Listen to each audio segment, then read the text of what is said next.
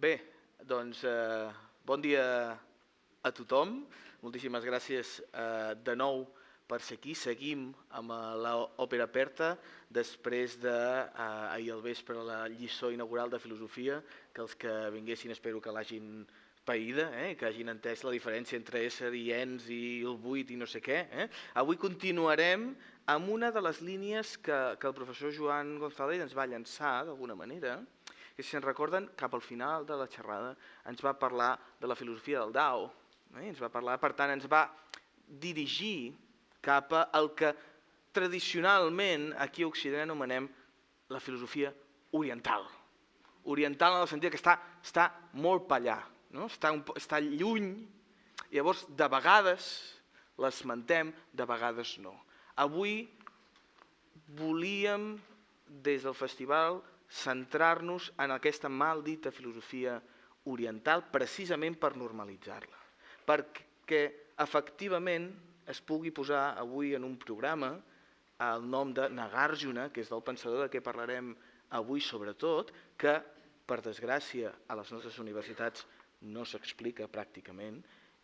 Com dic, normalitzar aquests noms, normalitzar aquesta filosofia perquè és sensacional, és del mateix nivell que l'occidental més coneguda, després en parlarem amb el nostre convidat, d'aquesta relació entre Occident i Orient, però precisament perquè hi ha tant o més a dir, tant o més a conèixer, i és una assignatura pendent que tenim com a societat, en tots els àmbits, l'artístic, l'intel·lectual, però també, especialment, en el filosòfic. Per tant, mirarem de pagar aquest deute avui i discutir amb completa normalitat aquesta qüestió. Per fer-ho, doncs, contem avui amb Jorge Bartolomé, que és especialista en filosofia del budisme, i és important entendre això, ara en parlarem en concret, però de la filosofia del budisme, no del budisme només. Com saben, el budisme és una religió, ara en parlarem, i hi ha tota una discussió al voltant, però avui parlarem dels pensadors del budisme. I per tant, centrarem, per dir-ho així, en aquesta discussió i tots els seus intel·lectuals. És com si a Occident parléssim de filòsofs cristians, en el sentit que hi ha hagut, òbviament, tota una tradició de pensadors que s'identificaven amb el cristianisme. Ara intentarem posar ordre en aquest sentit. Només recordar-los, abans de començar, que aquest és el primer dels diàlegs del nostre festival, i com per això ja veuen que avui el comissari està en el diàleg, i per tant intentaré fer d'interlocutor, però que és el primer de tots aquests diàlegs que aniran vinguent. Just a continuació, que n'acabem, tenim la intervenció de la Simona Levi i la Ingrid Guardiola sobre internet com a arquitectura mental. Per tant, passem una part, per dir-ho així, més contemporània i més pràctica, i a la tarda, a 5:15, tenim una xerrada sobre filosofia de la biologia amb l'Alba Pedrós, que la tenim ja aquí, la Jana Martínez, que vindrà, ja els explicaré que hi ha hagut un petit canvi d'última hora, ja els explicaré, i finalment a les 8 tenim una cita amb el cinema Edison i una pel·lícula d'Old Oak, de Ken Loach, que justament també ens posarà en relació als conceptes del festival, l'espai i sobretot en aquest cas la xarxa.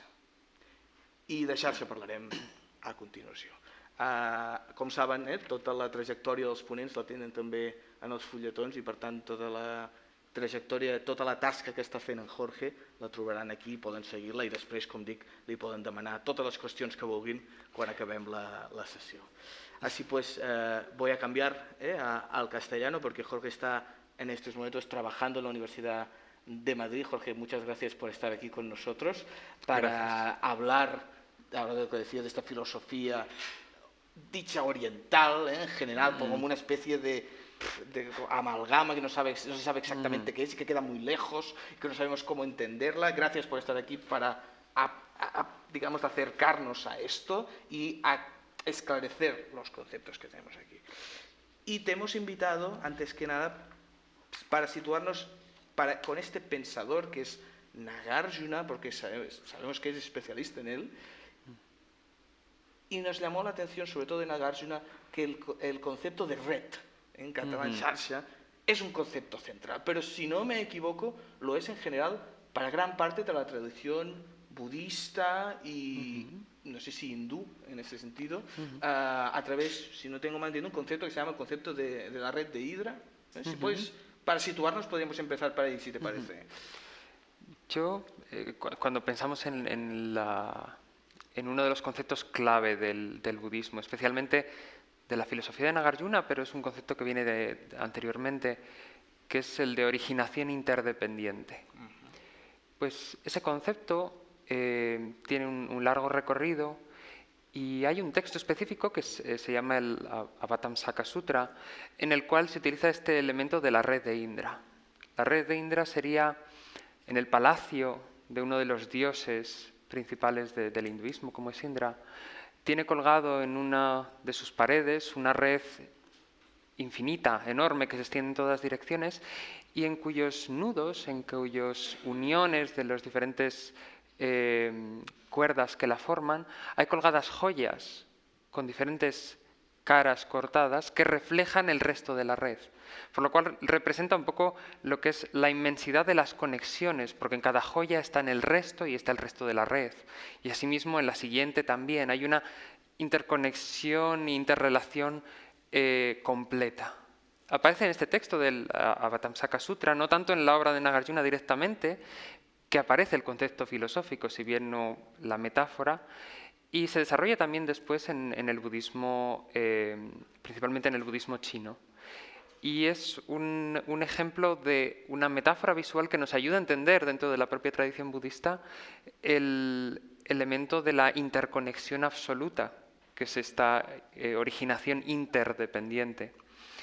Y de alguna forma es la explicación de cuál es el tejido de la realidad. ¿Cuál es la naturaleza de la realidad?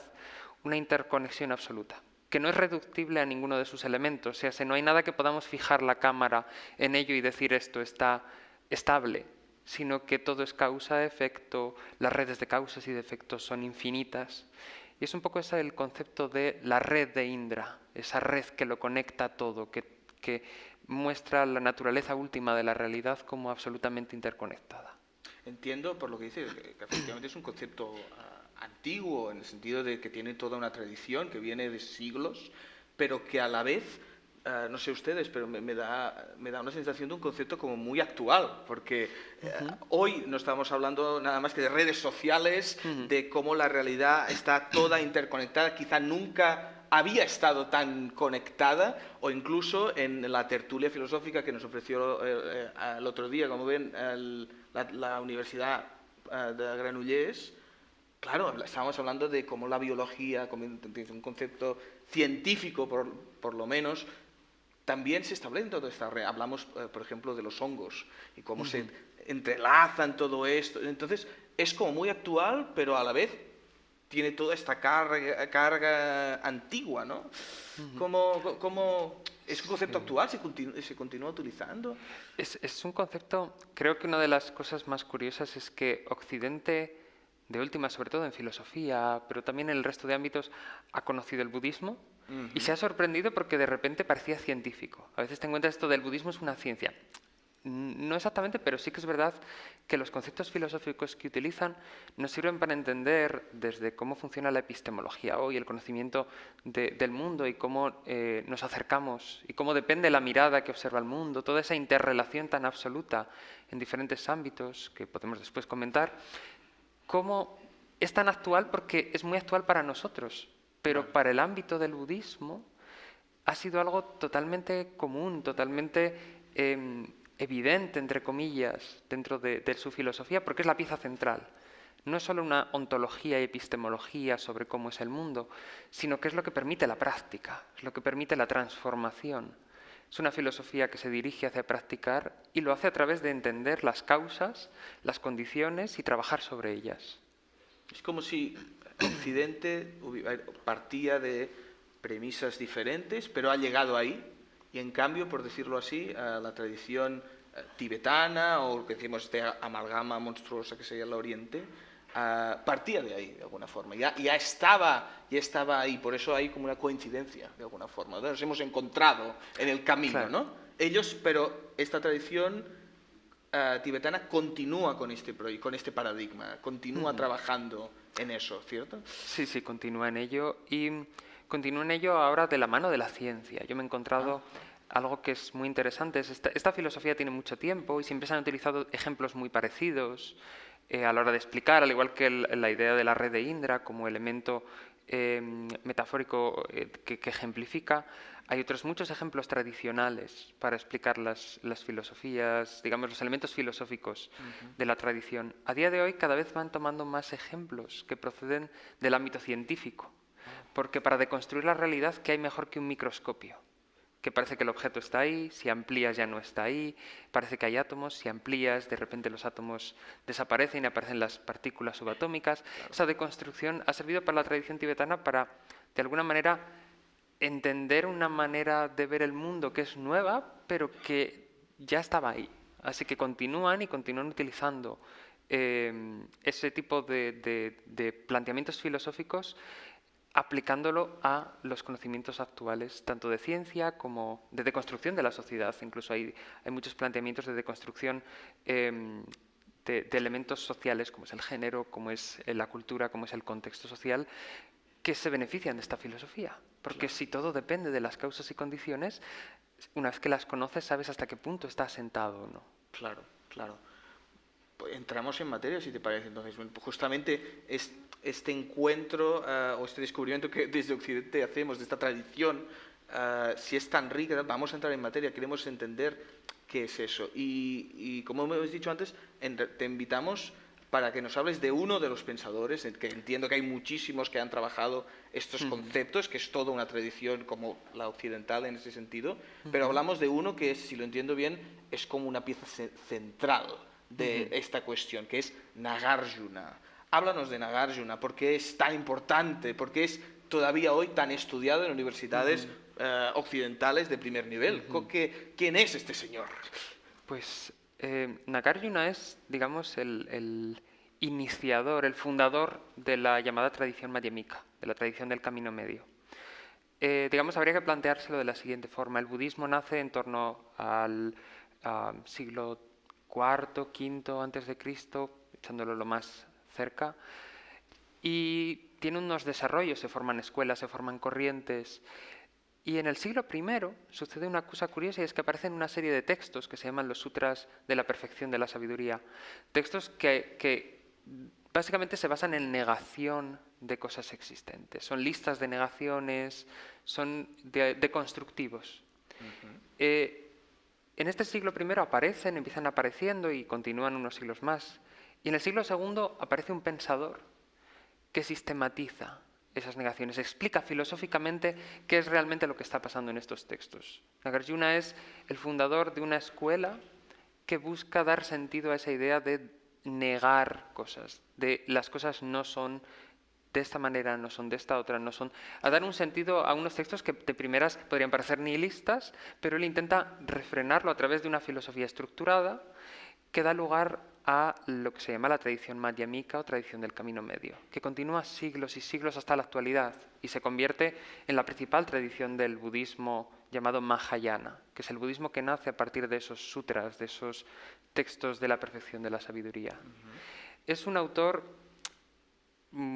complejo de leer, complejo de entender, por eso la tradición budista, tanto la india como la tibetana, que son comentaristas, son tradiciones que se basan en comentarios, lo que se ha basado es seguir comentándole, y a día de hoy todavía se escriben comentarios a las obras de Nagarjuna con la idea de deconstruir un poco la realidad y entender qué forma de deconstrucción y de análisis propone. Y su obra principal, la obra clave de todas, que es el Mula Madhyamika Karika, que son los versos fundamentales del camino medio, sería más o menos el título. Es una obra que en 27 capítulos empieza negando cosas. Tiene un capítulo en el que te refuta la causalidad, un capítulo en el que te refuta el sujeto, un capítulo en el que te refuta la causa, las condiciones, y va de alguna manera quitándote todo, de todo la caja de herramientas que tenemos para movernos en la realidad, nos va quitando elementos. Y deconstruye de esa manera todo lo que es nuestra percepción. Claro, justamente quería preguntarte, porque estás utilizando estos términos de negación y de construcción. Aquí en Occidente, cuando hablamos de deconstrucción, rápidamente hablamos de Derrida o tenemos en mente ese concepto que no sé si tiene algo que ver con eso, pero si nos podrías situar un poquito, ¿no? Esta tradición de negación, de construcción y el qué hace en realidad, ¿no? Porque dices que como sistematiza estas negaciones, ¿a qué es este proyecto en realidad? Claro, lo que él plantea es una refutación constante. La metodología que utiliza, digamos, el método que plantea Nagarjuna o que presenta en sus obras, es a través de argumentos que se llaman a consecuencias.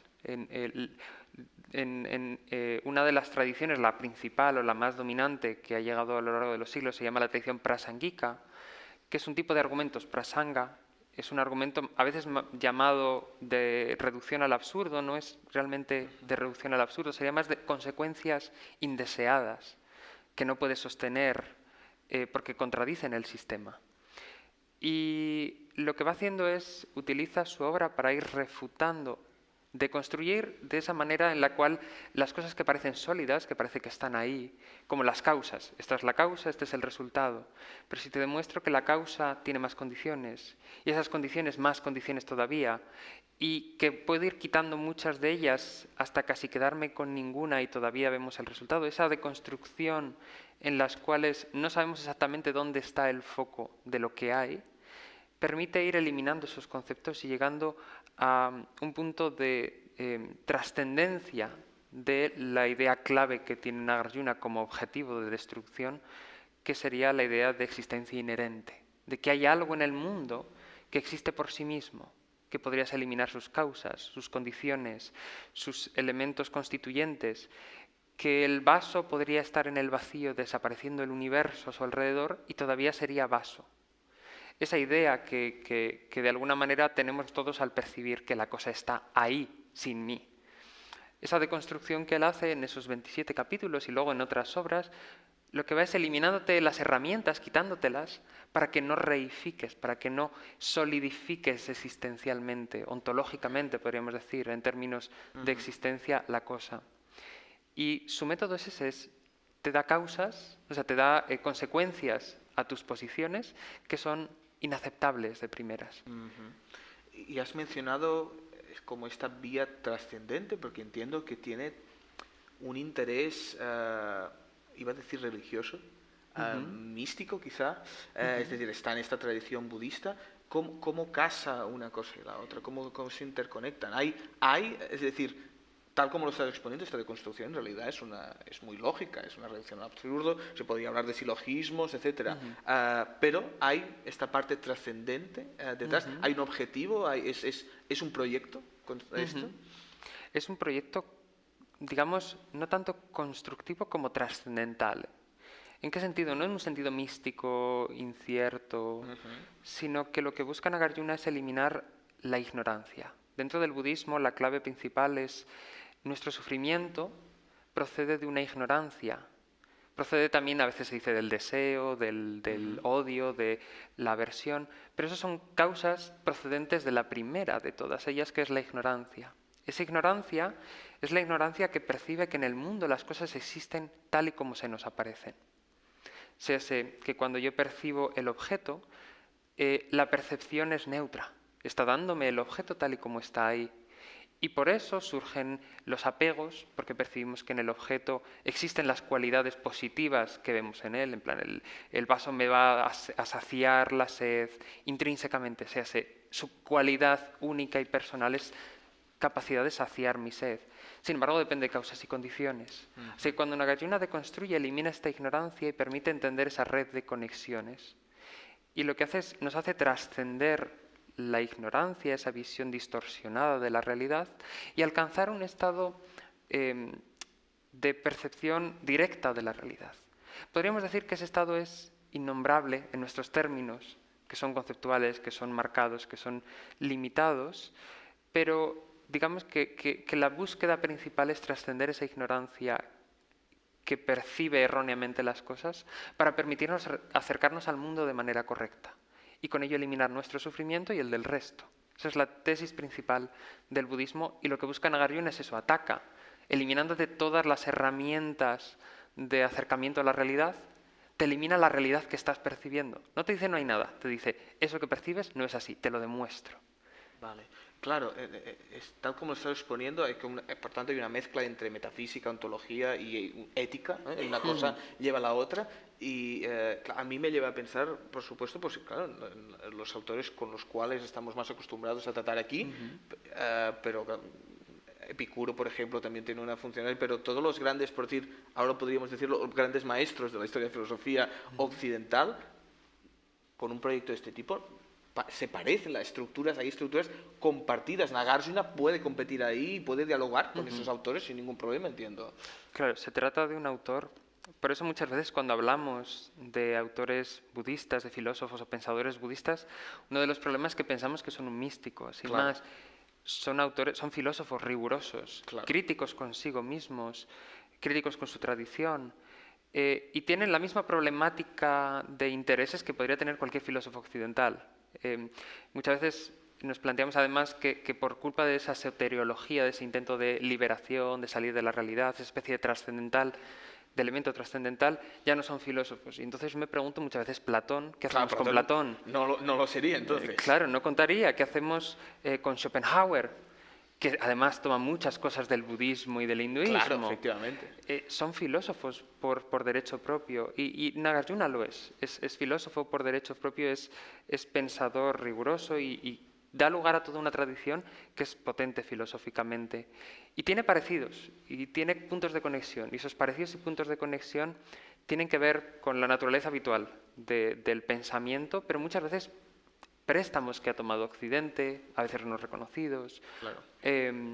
Y puntos de descubrimiento que ha hecho Occidente que se acercan, sobre todo pensadores como Hume, pensadores como Kant. Claro, Kant, efectivamente, todo como decías antes, pensábamos en el nomen kantiano, ese tipo de cosas. Claro. Pero vamos a profundizar aún más, porque ya ven que hay ahí un pensador de primer nivel. Hablaste al principio tengo apuntado aquí el nombre en tibetano que creo que no me voy a atrever a pronunciar, pero hablaste de esta red originaria, de interconexión, ¿cómo la llamaste? De originación interdependiente. Correcto. Háblanos de eso. Ese es el concepto central, si lo entiendo bien, ¿no?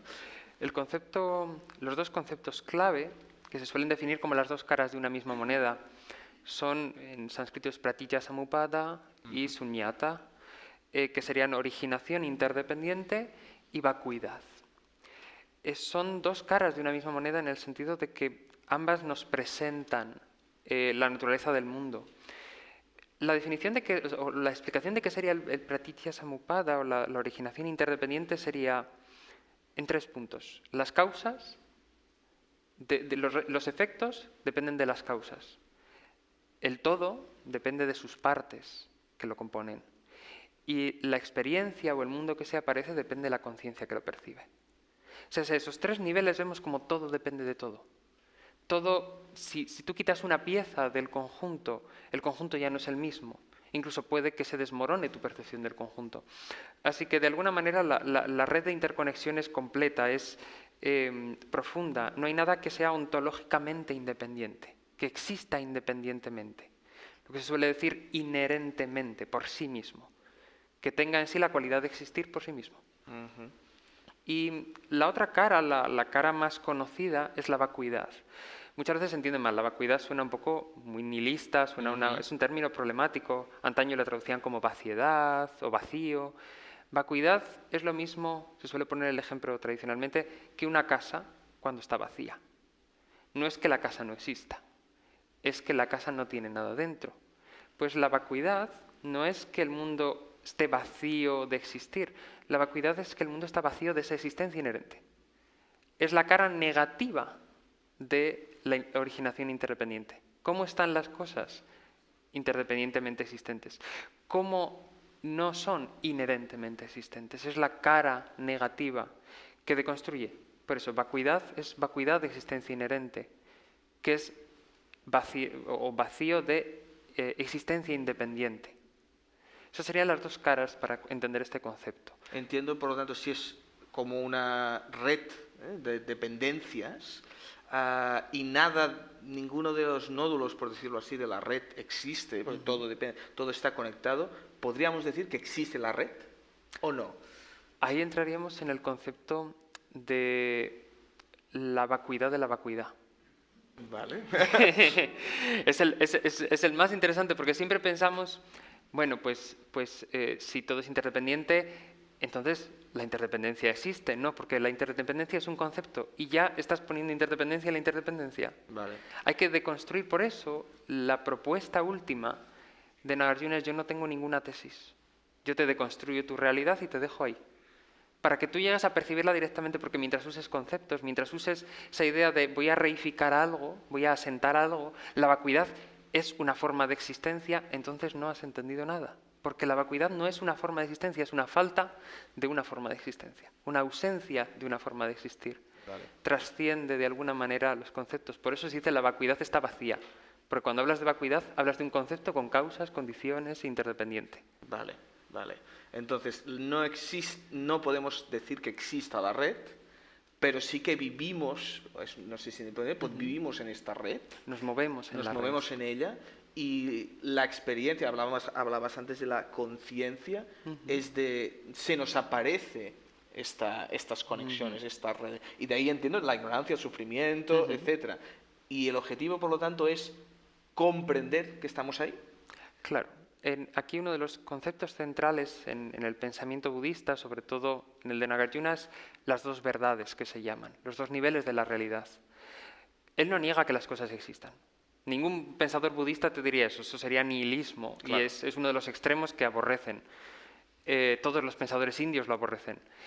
Y el elemento clave es que el pensamiento de estos autores divide la realidad en dos niveles: el que se aparece y el que es. Las cosas se aparecen, las experimentamos, la silla está ahí, yo me siento en ella, yo me levanto, me muevo, viajo, te mueves en un mundo que se te aparece y experimentas. Ese sería el nivel convencional, lo que se llama la verdad convencional. Y sin embargo hay un nivel de lo último: cómo son las cosas, cómo existen. ¿Qué hay debajo de todo eso? ¿Cuál es la red de la existencia que se mueve por debajo? Lo que Nagarjuna ataca, y todos los pensadores que le continúan, no es lo convencional. Para ellos eso es ignorancia, está marcado por la ignorancia, porque nosotros percibimos el mundo y percibimos esa persona me ha hecho daño, me enfado con ella porque me ha hecho daño. Y ese daño está ahí, está visible y está estructurado en digamos, un marco cultural que nos permite verlo. Nagarjuna te dice: eso no está ahí.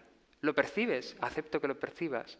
Puedes percibirlo de una manera más baja, puedes tener una experiencia más deconstruida del nivel convencional. Pero en términos últimos, lo que hay está más allá de todo lo que se te aparece convencionalmente. Y por eso te tiro abajo todo, para que rebajes en tu nivel convencional las percepciones del mundo y entiendas el mundo de una manera deconstruida. Pero si sigues abajo del todo, lo que hay no es expresable. Es una interconexión absoluta. ¿Aceptarían en ese sentido todos los que seguirían a Nagarjuna esta tradición como la evidencia de lo que aparece, ¿no? Es decir, lo que aparece es evidente que se nos aparece. No niegan que yo sienta dolor en este momento, no exactamente ahora, pero ya me entienden. Sí.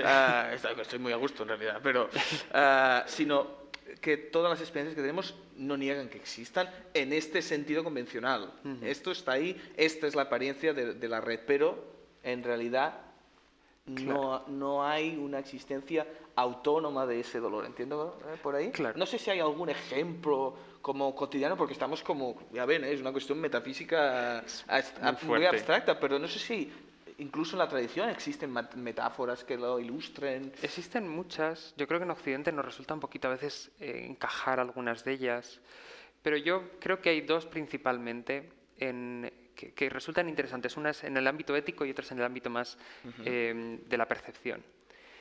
En el ámbito de la percepción podemos imaginar, hablando de redes y de tejido, cómo el tejido de una prenda es un hilo que se conecta y si en alguno de los momentos se desengancha, empieza a deshilacharse y a desaparecer el tejido. O sea, hay una interconexión absoluta entre lo que es la estructura general.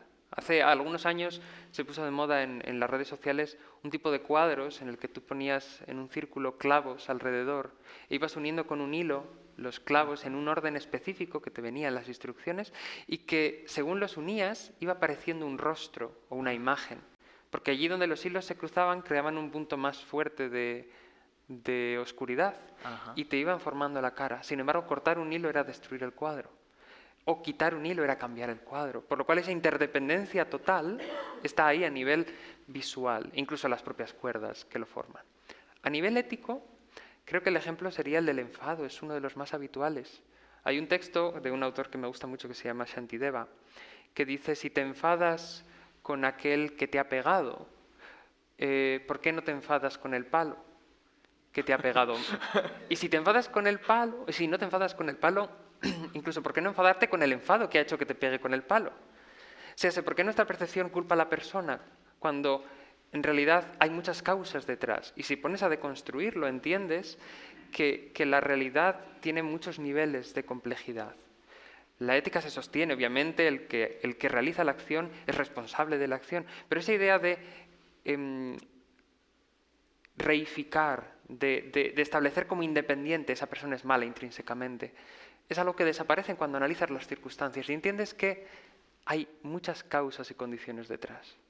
A nivel ético también lo podemos percibir. Claro, me gusta justamente la primera metáfora que nos liga muy bien justamente con Aurelia Muñoz y esta idea de la red del tejido, cómo crea una realidad quizá aparente, porque efectivamente, como en la obra que nos ocupa, está ilustrando un espacio vacío, en este caso, y da la sensación que hay algo, que hay unas curvaturas, etcétera, pero en realidad está ilustrando algo que no está, que está vacío ahí. No sé, ahí creo que justamente Aurelia, eso cuando nos contaban los especialistas, tenía una faceta mística y no sé, quizá tuviera alguna experiencia en ese sentido. Además, los años 60, 70 en España creo que también empezaba a llegar, ¿verdad? ¿no?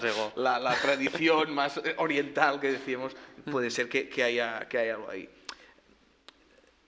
No sé cómo lo ven ustedes, ¿no? Pero a mí me parece una filosofía fascinante por la similitud, pero a la vez la extrañeza de esta similitud con algunos pensadores occidentales, pero a la vez nos parece una proposición paradojalmente radical, porque no es nihilista, pero se queda como en este término medio, ¿no? Si lo he entendido bien, dice, no podemos decir que no exista nada, pero entonces ¿qué hay? Te deja en una situación extraña y no sé si decir que nada tiene esencia no es una formación que se refuta a sí misma de alguna forma, ¿no? No sé si es un planteamiento quizá muy aristotélico y no sé si encaja, pero no sé, me choca, ¿no? Me choca esta concepción. ¿Cómo los refutarías a alguien que entiendo que esta tradición ha tenido que luchar contra críticos en esta dirección? ¿Cómo lo combaten? Pues ya lo hizo Nagarjuna mismo. Tiene una obra en la que un verso dice algo así como: si yo tuviese una posición propia, se aplicaría a mí la objeción. Como no tengo ninguna posición, no se me aplica. Claro, pero pero ha escrito un libro sobre eso. ¿No sí. es una posición? No. Es un poco al estilo de Wittgenstein, cuando acaba el Tractatus y dice, de lo que no se puede hablar hay que callar.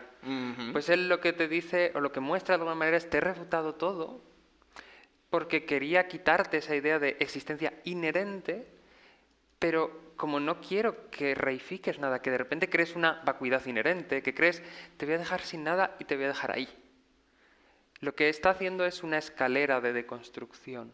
Y de construcción en ese sentido, de eliminación de la existencia inherente de todas las cosas.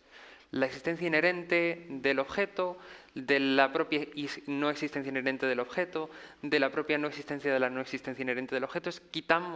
Vaciamos toda la casa de todos los muebles y nos quedamos con que la casa está ahí, pero lo que hay dentro, para conocerlo hay que trascender esa idea de que lo que se nos aparece es como se nos aparece.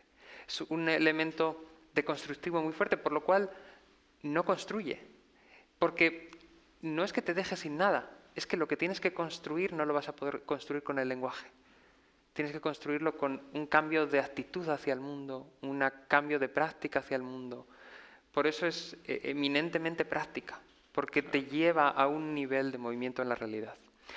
Y lo hace a través de la ontología, de la epistemología, de todas las áreas de conocimiento. Para un autor budista no están separadas. Es imposible separar la percepción del mundo de la existencia del mundo. Por eso yo siempre hablo de ontoepistemología, porque son las dos juntas, no hay separadas. Y luego de la soteriología. La soteriología es la clave. Y la escatología, que sería en este caso la escapada del mundo, lo que está más allá del mundo, que son los estados que uno logra cuando realiza, cuando percibe esto realmente. Cuando realmente ha percibido la vacuidad del mundo, alcanza estados y formas de dirigirse al mundo que están a otro nivel. Es como una reivindicación o una construcción teórica para llevarte a la renuncia de la teoría, quizá. Es decir, está diciendo que no tenemos que teorizar sobre esta cuestión, porque no siempre vamos a encontrar paradojas que van a llevarnos finalmente a afirmar la existencia de algo y por tanto nos vamos a quedar ahí atrapados. ¿Es eso? Es como renunciar a la especulación teórica, intelectual, filosófica, metafísica. Sí.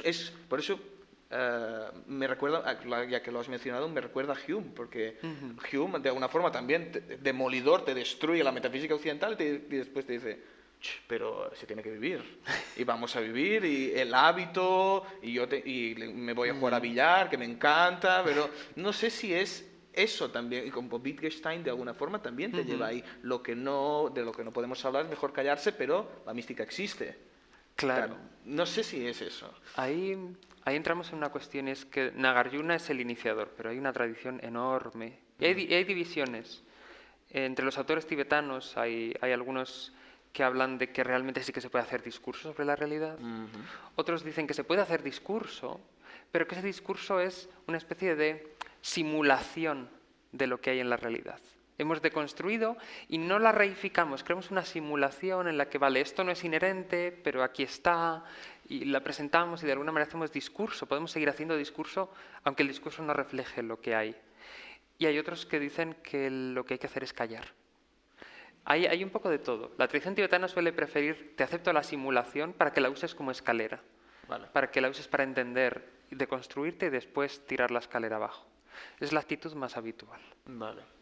No sé si tiene alguna vinculación histórica incluso con el Zen, que quizá nos es más próximo a nivel teórico en Occidente. No sé, porque el Zen, si lo he entendido bien, no sé si lo he entendido nunca, pero tiene que ver también con esta renuncia, ¿no?, de la especulación. Claro, el Zen también hay influencia dentro de la escuela Chan en China y del Zen, que sería un poco entre comillas, la versión en Japón. Hay influencia de Nagarjuna, hay influencia sobre todo de este elemento de eliminar la discursividad, porque es el problema de la imputación. Esa existencia inherente que digo que está en los objetos se considera desde la tradición budista que es algo que ponemos en el mundo cuando nos acercamos a él. O sea, cuando te acercas a ello pones esa existencia inherente de forma natural. Es esa ignorancia que nos impregna. Por eso la tradición Zen dice, si tú dejas a la mente muy quieta y evitas que actúe poniendo nada sobre el mundo, al final el mundo se te aparecerá tal y como es. Alcanzarás una percepción directa. ¿Por qué? Porque dicen, un vaso de agua que no agitas, el agua acaba quedando clara. Si imaginamos un vaso lleno de agua con algo de tierra, cuanto más intentas quitar la tierra y limpiar el agua, más lo enturbias. Sin embargo, si lo dejas quieto y lo mantienes, eso va pasando al fondo y el agua queda clara. Es un poco el concepto que aparece en el Zen. Es otro acercamiento distinto. Claro. A pesar de que los tibetanos en este caso y parte de la tradición india posterior rechazan bastante esa dinámica de meditación. Claro. Ahí hay como una contraposición interna. Claro. Justamente a mí me interesa especialmente para reivindicar a esos autores, ponerlos en relación con Occidente, como estamos haciendo, no decir, no, es como Hume, como Wittgenstein, veis que no es una cosa muy extraña, pero también se me despierta la duda contraria. Quizá estos autores han podido pensar o han pensado desde una perspectiva filosófica que no ha existido en Occidente, han podido pensar cosas que aquí no. Y en ese sentido nos pueden iluminar sobre algún aspecto diferente del pensamiento. Ahí habría que tener siempre la precaución de lo que mencionaba antes, y es en Occidente hemos pensado mucho, pero hemos recibido mucho que no hemos reconocido. Es como la idea de el sufrimiento como elemento de la existencia. Se pensó en Occidente, es bueno, pero el que más lo conocemos o en el que más lo oímos es en Schopenhauer, que habla del deseo como problema, que después influye en Nietzsche, pero es que lo trajo de Asia. Tenemos ciertas evidencias de que de alguna manera la influencia en la filosofía de Schopenhauer del pensamiento de los Upanishads y también del budismo fue fuerte. Así que ahí hay primero el problema de qué pensaron que no hayamos pensado nosotros. La cuestión es que a veces mucho de lo que pensaron ya nos lo hemos traído desde hace tiempo, así que es difícil saber en qué punto. Sin embargo, sí que es verdad que la tradición del pensamiento indio, en este caso también el tibetano, que es un poco heredero, tiene un marco distinto, preocupaciones distintas. Ajá. Por lo tanto, tiene respuestas distintas a situaciones distintas. Y a la vez son filósofos como todos, por lo cual piensan parecido, hay semejanzas. Creo que de los elementos que han traído, salvando las distancias y que es difícil trasladarlo de un sistema a otro, la principal aportación, sobre todo de Nagarjuna, que es la más interesante, es crear un sistema que te permite aceptar la realidad como aparece, mejorar tu forma de dirigirte a ella como aparece, pero que no te permite tener un fundamento último en ella. En términos filosóficos te permite una ontología antifundacionalista que evita el realismo y evita el nihilismo, pero que es funcional, que es profundamente funcional, que permite moverte, actuar y mejorar tus condiciones de vida. Así que es una combinación de factores. Sería conseguir que Hume crease un sistema en el cual puede aceptar toda su deconstrucción del mundo y que además esa deconstrucción sirva para impulsar la existencia en el mundo. Claro, pero justamente cuando dices que esta concepción te puede cambiar la vida, ¿en qué sentido? Entiendo que también hay una tradición ahí, ¿no? Es decir, si alguien de esta sala, yo mismo, Nagarjuna me ha impresionado, me voy a leer toda su obra, pero quiero interiorizarla, llevarla a cabo, que haga Nagarjuna, si quieres, que haga de mí un discípulo. No sé si es muy dogmático y quizás no es lo que quería, pero ¿qué cambiaría de mi vida? ¿Qué sería de mí entonces? Yo ahí diría que la clave es la aplicación de la deconstrucción. O sea, lo que invita a Nagarjuna a lo largo de toda su obra y todos los filósofos que vienen después de él es a deconstruir la realidad tal y como se aparece. Es a no aferrarse a las ideas principalmente y luego a las apariencias, porque las cosas se aparecen de manera engañosa y las ideas se producen de manera engañosa por una mente que está viendo el mundo no como es, sino como aparece. Hay una interrelación entre esos elementos de la experiencia, del pensamiento y de la reflexión sobre el mundo. Y en esa tríada, Nagarjuna lo que te obliga es a deconstruir toda esa relación, a abrirte a nuevas formas de pensar, abrirte a nuevas formas de acercarte al mundo, abrirte a nuevas formas de actuar, siempre con una base que todos los pensadores budistas tienen como clave, que es la compasión. Es un tema complejo ya de entrar, porque va más allá del propio Nagarjuna, que es esta idea de cuando mejoro mis condiciones y mi conocimiento del mundo, puedo ayudar a mejorar las condiciones y conocimiento del mundo de otros, porque hay una relación mutua en nuestro estado de bienestar. No diría felicidad, bienestar. Y a la hora de acercarse a Nagarjuna, la clave suele ser, si uno quiere ser discípulo de Nagarjuna, lo primero, no leas a Nagarjuna el primero. Nagarjuna escribió en verso. Algún comentario también escribió a sus textos, pero es muy difícil de leer de primeras. Claro. Es uno de los autores que resultan difíciles de digerir y que pueden dar lugar a malentendidos. Así que lo primero suele ser casi siempre coger una obra de un autor que sea de fiar, que explique el contexto, que explique el marco y que explique un poco a Nagarjuna. Y ya después leer un comentario a sus textos. Los autores tibetanos y algunos autores occidentales académicos han redactado textos que explican, que deconstruyen, digamos, que analizan la obra de Nagarjuna y la explican para un público que pueda acceder a ella. Y esa es la clave, porque leer solo a Nagarjuna no está preparado para ello. Es una tradición oral Es una Claro. tradición pensada para... Son versos de 4, o sea, son estrofas de 4 versos a lo largo de 27 capítulos y la explicación oral es la que te daba el contexto.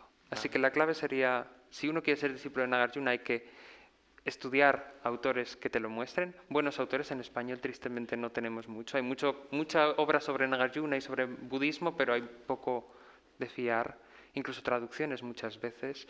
Luego hay que estudiar las obras de Nagarjuna con los comentarios y después aplicarlo.